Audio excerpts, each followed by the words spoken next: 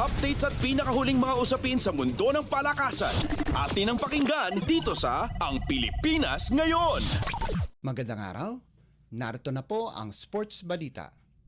Dinomina ni Filipina tennis star Alex Ayala si Elena Pridankina ng Russia 6-2 at 6-2 para makapasok ng main draw ng 2024 Women's Tennis Association o WTA Guangzhou Open na ginanap sa China nitong Lunes. Linabas lahat ni Ayala ang kanyang mga tirada mula sa lahat ng anggulo para manaig sa loob ng 1.5 oras para mapanatili ang kanyang kontensyon sa WTA 250 hardcourt event. Bago sa panalo, nalusutan ng 19 anyos na si Ayala si Gao Xinhu ng China 6-2, 6-7 at 6-2 sa unang round ng qualifiers. Hinihintay na lamang ni Ayala kung sino ang makakatapat niya sa unang round dahil naglalaro pa ang mga ibang qualifying matches. Layunin ni Ayala na lagpasan ang malamya niyang performance sa WTA 1000 at WTA 250 na Wuhan Open na sa China din ginanap, kung saan maaga siyang napatalsik sa kompetisyon. Inaasahan na ang ranked number 147 sa WTA singles ay matatalo ang mas malakas na kalaban sa main draw katulad ni na 9-time Grand Slam doubles champion Katerina Siniakova ng Czech Republic, second seed Marie Boskova at defending champion Wang Xiyu. Nakopo na ni Ayala ang 5 singles titles sa International Tennis Federation o ITF, subalit hindi pa ito nagwawagi sa WTA. Updates at pinakahuling mga usapin sa mundo ng palakasan. Atin ang pakinggan dito sa Ang Pilipinas Ngayon. Pinarangalan bilang NCAA Player of the Week si Mapua University rookie Chris Hubilia ng Collegiate Press Corps sa linggo ng Oktubre 15 hanggang 20.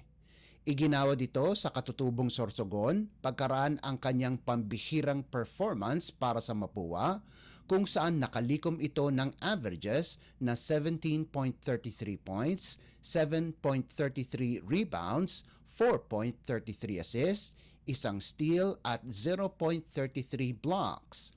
Dahil sa kanyang kontribusyon, nakuha ng Cardinals ang 3 sunod-sunod na panalo sa Season 100 o Season 100, kung saan ang 6'4" forward ang naging susi ng kanilang panalo laban sa Emilio Aguinaldo College 82-79 sa nagawa nitong 16 na puntos, 3 rebounds, 2 assists at 2 steals. Sinundan ni Hubilia ang kanyang performance sa 86-78 panalo laban sa Coleo de San Juan de Letran, kung saan pinangunahan niya ang Mapua sa nalikom nitong 19 na puntos, 10 rebounds, 9 na assist, 1 steal at 1 tapal. At bago natapos ang linggo, isa na namang muntikang double-double ang kanyang nagawa na may 17 puntos at 9 na rebounds, kasama pa ang 2 assist laban sa defending champion San Beda University 58-55. Updates at pinakahuling mga usapin sa mundo ng palakasan. Atin ang pakinggan dito sa Ang Pilipinas Ngayon.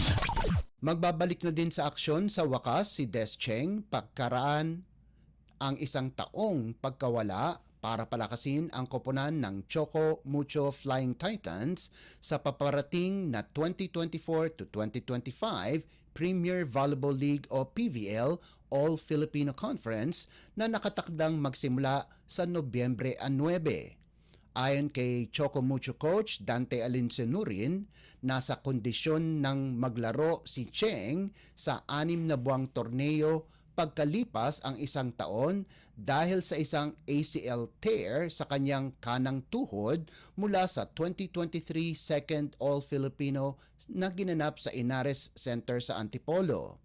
Subalit sinabi ni Alincenurin, magiging pasyente ang koponan sa pagbabalik ni Cheng dahil susubukan pa nitong makabalik sa tamang forma. Sinabi ni Alinsunurin na sa ngayon halos nakakasabay na siya sa mga drills sa training pero hindi naman niya siya minamadali at ang importante ay paunti-unti na maibalik ang laro nito. Naniniwala din si Alinsunurin na malaking impact ang pagbabalik ni Cheng para sa Flying Titans, lalo na't maglalaro na ang kanilang dating team captain na si Madi Madayag sa Japan. Makakasama ni Cheng ang most valuable player ng nakalipas na taon na si Cici Rondina at ilang spikers na sina Dindin Santiago Manabat, Kat Tolentino, Isa Molde, Royce Tubino at Mean Mendres para sa kanilang hangaring makuha ang kampyonato pagkaraang makuha lamang ang silver sa nakalipas na 2 edisyon laban sa Creamline. Hindi nakapasok ng quarterfinals ang Choco Mucho sa Reinforced Conference pagkatapos hindi maglaro sina Rondina at Cherry Nunag dahil sa kanilang obligasyon sa Alas, Pilipinas. Updates at pinakahuling mga usapin sa mundo ng palakasan. Atin ang pakinggan dito sa Ang Pilipinas Ngayon. At yan ang pinakahuling balita sa larangan ng palakasan. Para sa Radyo Pilipinas World Service, ito po si Leo Magpayo. Magandang araw. Updates at pinakahuling mga usapin sa mundo ng palakasan. Atin ang pakinggan dito sa Ang Pilipinas Ngayon.